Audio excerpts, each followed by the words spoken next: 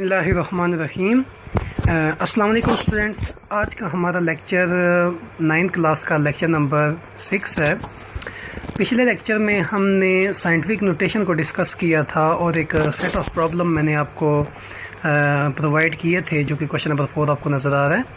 I hope that आपने ये सब ने सॉल्व किए होंगे, क्योंकि आपका जितना भी टास्क है वो छुट्टियों के बाद चेक होगा। और ये जो आपके असाइनमेंट्स हैं स्टूडेंट्स, ये मस्ट हैं। अगर आपने ये नहीं की होंगी तो फिर ये आपकी नेगेटिव मार्किंग काउंट होगी। तो आई होप दैट आप लोग कर रहे होंगे।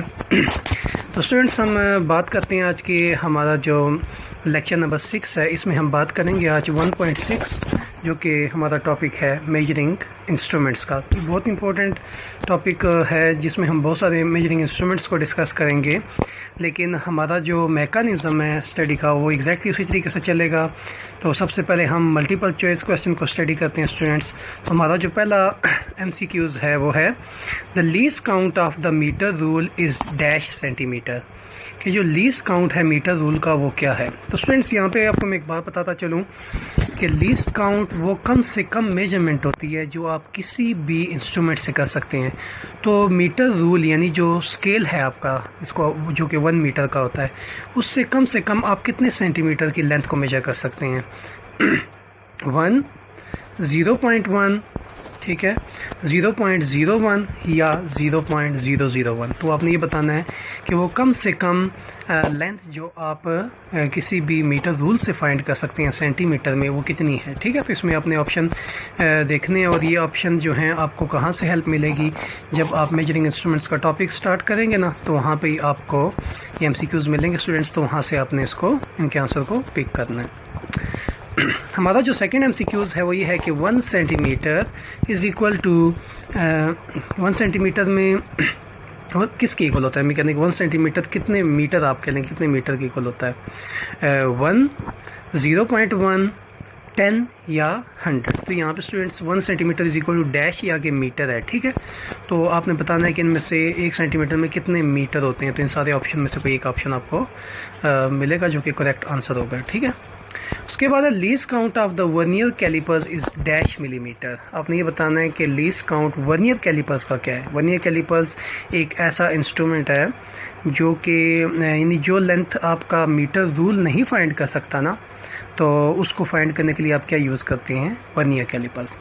तो वर्नियर कैलिपर्स के लिए हमारे पास लीस्ट काउंट मिलीमीटर में क्या होता है, 1 मिलीमीटर होता है, 10 होता है, 0.1 होता है या 100 होता है। तो ये भी आपने ऑप्शन चेक करना है स्टूडेंट। ठीक है, if the zero error, number 4 है कि if the zero error in vernier callipers is 0.07 then zero correction is dash.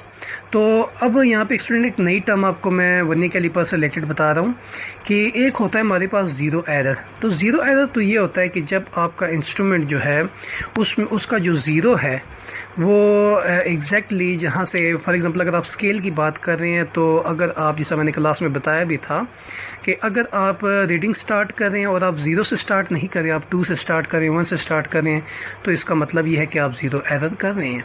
लेकिन अगर आपका स्केल ही टूटा है, 2 सेंटीमीटर से या 1 सेंटीमीटर से स्टार्ट हो रहा है, तो इसका मतलब ये है कि आपका जो इंस्ट्रूमेंट है यानी स्केल, उसमें क्या है, ज़ीरो एरर है। इसी तरह वर्नियर कैलिपर्स में भी ज़ीरो एरर होता है, और इसके अलावा जो स्क्रू गेज है या कोई भी इंस्ट्रूमेंट है उसमें ज़ीरो एरर हो सकता है।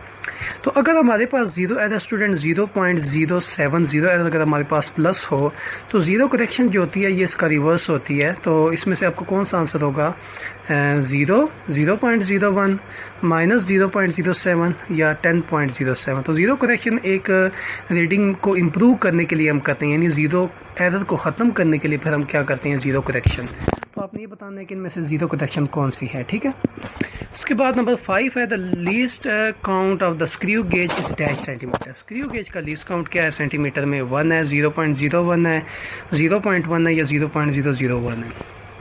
Some digital balance measure smaller difference of the order of dash milligram. तो यहाँ पे बताया जा रहा है कि कुछ डिजिटल बैलेंस जो होते हैं वो मेजर करते हैं स्मॉल डिफरेंस को, और ये हमारे पास राउंड अबाउट मिलीग्राम में कितने ऑर्डर में होता है, 1 में, 10 में, 0.1 में या 100 में। तो आपने इसमें से बताना है कि इसका कौन सा ऑप्शन एग्जैक्ट है, ठीक है। तो डिजिटल बैलेंस आपके पास एक ऐसा इंस्ट्रूमेंट होता है जो कि शॉप्स वगैरह पे आप जाते हैं ना, तो आपको नज़र आता है जिसके ऊपर जो शॉपकीपर होता है कोई चीज़ रखता है तो आपको रेड कलर की रीडिंग नज़र आती है, तो वो क्या है, आपका डिजिटल बैलेंस है, ठीक है स्टूडेंट्स। तो आपने ये बताना है कि वो जो डिजिटल बैलेंस है वो मेजर करता है स्मॉल डिफरेंस को, और वो स्मॉल डिफरेंस किस ऑर्डर में होता है, मिलीग्राम में, 1 में, 10 में, 0.1 में या 100 में। अब आप सोच रहे होंगे कि इसका आंसर कहाँ से मिलेगा, तो आप इसी टॉपिक को चेक करेंगे, इसमें से आप ढूंढेंगे, ठीक है। मेजरिंग इंस्ट्रूमेंट्स में आपको आंसर मिल जाएगा। Least count of the physical balance is dash milligram. और अगर आप फिजिकल बैलेंस का लीस्ट काउंट देखें, ये भी आपके पास मैथ मेजरिंग इंस्ट्रूमेंट होता है, ये 1 है, 10 है, 0.1 है या 100 है, ठीक है। इसी तरह लीस्ट काउंट इलेक्ट्रॉनिक बैलेंस का आपने देखना है ऑप्शन में, और least count digital stop watch का क्या होता है, ये भी आपको बुक में से मिलेगा, 1, 0.01, 0.1 या 100 में से कौन सा होता है, ठीक है। स्टॉप वॉच का तो आपको आइडिया है स्टूडेंट्स, टाइम इवेंट्स को फाइंड करने के लिए स्टॉप वॉच आप यूज़ करते हैं, आपने देखी भी होगी आपके लैब में। The maximum capacity for the measuring cylinder is dash millilitre. इसके अलावा हमारे पास वॉल्यूम को मेजर करने के लिए जो इंस्ट्रूमेंट होता है वो मेजरिंग सिलेंडर होते हैं, शीशे के बने होते हैं। मे भी आपने केमिस्ट्री लैब में कभी देखे हो, अगर आप केमिस्ट्री लैब का विजिट किया हो, लेकिन अगर आपने नहीं देखे तो इंशाल्लाह मैं आपको जब आप स्कूल आएंगे दोबारा तो मैं आपको दिखाऊँगा। तो मैक्सिमम कैपेसिटी मेजरिंग सिलेंडर की कितनी होती है, 1000 होती है, 100 होती है, 250 होती है, 2500 होती है। तो आपने इसमें बुक में चेक करके ना, ठीक है, वहाँ से आपने इसको ढूंढ के इसका आंसर लिखना है। So the significant digit in 275, significant digits को चेक करना ये बहुत इंपॉर्टेंट है। मैं आपको बताऊंगा कि सिग्निफिकेंट डिजिट्स को आप कैसे चेक करते हैं, लेकिन थोड़ा सा आइडिया यहाँ पे आपको ये होगा कि सिग्निफिकेंट डिजिट्स आप यहाँ पे इसमें जो 275 है इसमें सिग्निफिकेंट डिजिट्स हैं क्या, तो यहाँ पे आई होप दैट आपको इतना अच्छा आइडिया ना हो पाए, तो ये MCQs आप रिलैक्स करें इनिशियली। आगे जब मैं इसके शॉर्ट क्वेश्चंस में आपको गाइड करूँगा तो मैं आपको बता दूंगा कि सिग्निफिकेंट फिगर्स आप कैसे चेक करते हैं। इसको सिग्निफिकेंट फिगर्स भी कहते हैं और सिग्निफिकेंट डिजिट्स भी कहते हैं, ठीक है। तो अभी तक आपको आइडिया नहीं है कि 275 में कितने सिग्निफिकेंट डिजिट्स हैं, क्योंकि इससे रिलेटेड कुछ रूल हम सीखने जा रहे हैं अभी अपने शॉर्ट क्वेश्चन में।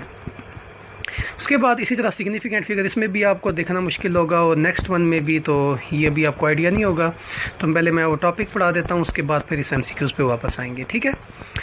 तो सबसे पहले what is metre rule. Metre rule या स्केल जिसको आप कहते हैं 1 मीटर का होता है, आपने येलो कलर का देखा होगा लैब में। A metre rule is a length measuring instrument, ये लेंथ को मेजर करने के लिए इस्तेमाल होता है। It is 1 metre long which is equal to 100 centimetre. इसकी लेंथ कितनी होती है, 1 मीटर, और ये 100 सेंटीमीटर लॉन्ग होता है, यानी 1 मीटर में 100 सेंटीमीटर होते हैं, ठीक है। So it is commonly use in laboratory to measure. तो ये 2 तरीक़ों से इस्तेमाल होता है, जिसका मैंने पहले गाइड भी किया था कि the length of an object, आप किसी भी ऑब्जेक्ट का, किसी भी रॉड का, किसी भी चीज़ है जो कि जिसकी आप लेंथ फाइंड कर रहे हैं, ठीक है, तो उसके लिए आप क्या यूज़ करें, मीटर रूल। इसके अलावा डिस्टेंस बिटवीन 2 पॉइंट्स, अगर 2 पॉइंट्स आप किसी भी लोकेशन पे ड्रा करते हैं, टेबल वगैरह पे, किसी भी जगह पे या पेज पे, तो उनके दरमियान डिस्टेंस भी आप मीटर रूल से फाइंड कर सकते हैं। So what are the precautions while using metre rule. अब यहाँ पे एक बात जो बहुत ज़रूरी है स्टूडेंट्स मेजरिंग से रिलेटेड, वो ये कि जब आप किसी भी मीटर रूल को यूज़ करते हैं तो क्या क्या चीज़ें आपको माइंड में रखनी है।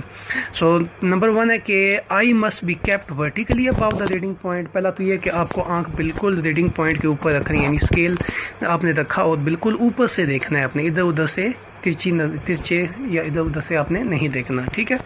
नंबर 2 है इसका कि the reading becomes doubtful if the eye is position इधर लेफ्ट और right to the reading point. जिस तरह मैंने अभी बताया कि अगर आपकी आंख इधर उधर होगी रीडिंग पॉइंट से एग्जैक्टली ऊपर से आप नहीं देखेंगे रीडिंग को, स्केल आपने साथ एडजस्ट किया हुआ है, तो आपकी रीडिंग डाउटफुल हो जाएगी। नंबर 3 क्वेश्चन है कि what is Hubble space telescope. Hubble space telescope क्या है, आपको आइडिया भी होगा little bit. Hubble space telescope is a telescope which orbits around the earth. एक ऐसी टेलीस्कोप है जो कि अर्थ के इर्द गिर्द ऑर्बिट्स में मूव कर रही है। It provides information about the stars and heavenly objects. ये सितारों के बारे में और हेवनली ऑब्जेक्ट्स जितनी भी चीज़ें, आसमानी चीज़ें हैं, मसलन इसमें आप कह देते हैं कि जी इसमें स्टार्स भी आ जाते हैं, मून भी आ जाता है, ठीक है, डिफरेंट एस्ट्रॉइड्स भी आ जाते हैं, ठीक है, इसके अलावा प्लैनेट्स वगैरह भी आ जाते हैं। ये सारे हेवनली ऑब्जेक्ट्स हैं। तो ये इन्फॉर्मेशन प्रोवाइड करती है स्टार्स के बारे में और हेवनली बाकी जो हेवनली ऑब्जेक्ट्स हैं उनके बारे में। उसके अलावा स्टूडेंट्स वर्नियर कैलिपर्स क्या है? Accuracy greater than 1 millimetre can be obtained by using vernier callipers. तो वर्नियर कैलिपर्स को यूज़ करके आप 1 मिलीमीटर से ज़्यादा की चीज़ को यानी एक्यूरेट फाइंड करते हैं। यानी अगर कोई चीज़ 1 मिलीमीटर से छोटी है तो उसको आप मेजर करते हैं किससे? वर्नियर कैलिपर्स से। ठीक है। So it is a length measuring instrument. ये भी बिल्कुल इसी तरह जिस तरह आप मीटर रूल यूज़ करते थे, लेंथ को मेजर करने के लिए इस्तेमाल होती है। Which can measure the length of an object, और ये किसी भी ऑब्जेक्ट के लेंथ को मेजर करती है जो कि लेस दैन 1 मिलीमीटर हो। अप टू 1/10 ऑफ मिलीमीटर, या फिर हम कहते हैं ना कि 1 सेंटीमीटर में कितने मिलीमीटर होते हैं? 10 मिलीमीटर। तो फिर हम कह सकते हैं कि up to the 1/10 of millimetre, यानी 1 सेंटीमीटर का 10वां हिस्से तक ये फाइंड करती है। It least count is 0.1 millimetre. इसका लीस्ट काउंट 0.1 मिलीमीटर होता है, या फिर 0.01 सेंटीमीटर अगर आप इसको कन्वर्ट करते हैं सेंटीमीटर में। So digital vernier callipers has greater precision than mechanical vernier callipers. Digital vernier callipers आजकल आ गए हैं, और मैकेनिकल वर्नियर कैलिपर्स जो होते हैं उससे ज़्यादा वो एक्यूरेट फाइंड करते हैं। So the least count of the digital vernier callipers is 0.01 millimetre. तो इनका लीस्ट काउंट जो मैकेनिकल वर्नियर कैलिपर्स है इनसे ज़्यादा होता है, यानी उनका क्या होता है? 0.1 मिलीमीटर, इनका 0.01, यानी ये एक आप कह दें कि जी 1 सेंटीमीटर के 100वें हिस्से तक फाइंड कर सकते हैं। ठीक है। उसके बाद हमारे पास what is zero error in vernier calipers, के वर्नियर कैलिपर्स में ज़ीरो एरर क्या है? तो आइडिया लिटिल बिट दे चुका हूँ मैं कि to find the zero error close the jaws of vernier callipers. अगर आपने कभी वर्नियर कैलिपर्स देखा हो, मे बी बहुत से स्टूडेंट्स नहीं देखा, तो मैं लैब में आपको इंशाल्लाह दिखाऊंगा ये।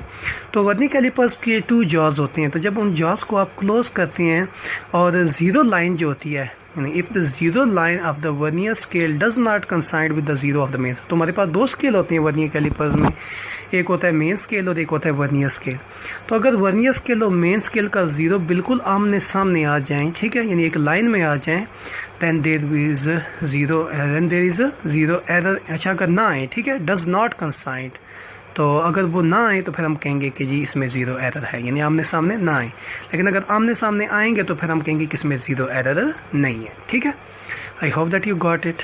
उसके अलावा हमारे पास आ जाता है differentiate between positive and negative zero error. Positive और नेगेटिव ज़ीरो एरर में क्या फ़र्क है? तो ये बहुत ही आसान है स्टूडेंट्स। अगर वर्नियर स्केल का जो ज़ीरो है, zero error will be positive if the zero line of the vernier scale, अगर वर्नियर स्केल का जो ज़ीरो है वो राइट साइड पे आए मेन स्केल के ज़ीरो के, तो हम कहेंगे कि फिर हमारे पास एरर जो है वो पॉजिटिव है। लेकिन अगर वो लेफ़्ट साइड पे आए तो फिर हम कहेंगे कि ज़ीरो एरर आपका नेगेटिव है। तो मैं दोबारा रिपीट कर रहा हूँ, अगर वर्नियर स्केल का ज़ीरो मेन स्केल के ज़ीरो के राइट साइड पे आए तो फिर आपका ज़ीरो एरर पॉजिटिव होगा। लेकिन अगर वो उसके वर्नियर स्केल का ज़ीरो मेन स्केल के लेफ़्ट साइड पे आए तो फिर हम कहेंगे कि आपका ज़ीरो एरर जो है वो क्या है? नेगेटिव है। तो अब क्वेश्चन ये पैदा होता है कि हम ज़ीरो को फाइंड कैसे करते हैं? How to find least count of the vernier callipers. तो वर्नियर कैलिपर्स के लीस्ट काउंट को कैसे फाइंड किया जाता है? So least count of the vernier calipers can be found by the following formula.